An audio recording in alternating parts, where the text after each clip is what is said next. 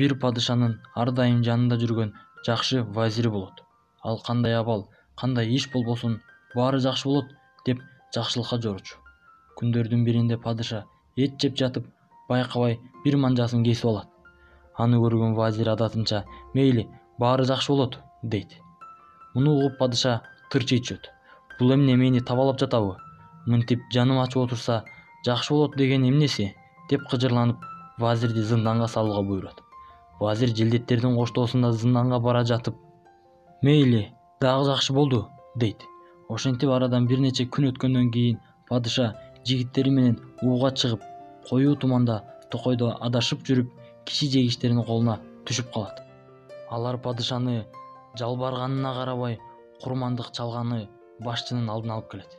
Башчы падышаны айланып карап чыгып, бизге 12 мүчөсү толук адам керек. Мунуңардын бир манжасы жок тура, курмандыкка жарабайт, кое бергиле дейт. Кутулганына сүйүнгөн падыша үйүн таап келип, дароо вазирин алдырып аябай сыйлайт. Анан сенин айтканың туура чыкты. Баягыда колумду кесип алганым аябай жакшы болуптур, деп болгон окуяны баштан аяк айтып берет. Аягында вазирден сурайт. Меники го ушундай болду, а сени зынданга алып баратканда жакшы болду деп эмнеге сүйүндүң? Деп сурайт. Ошондо вазир: падышам, мен сиздин жаныңыздан каршы жылмак эмесмин да.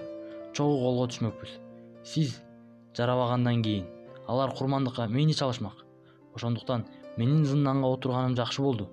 Деги кандай кыйын иш болбосун аягы жакшы болот. Болгондо сабыр кылуу керек дейт.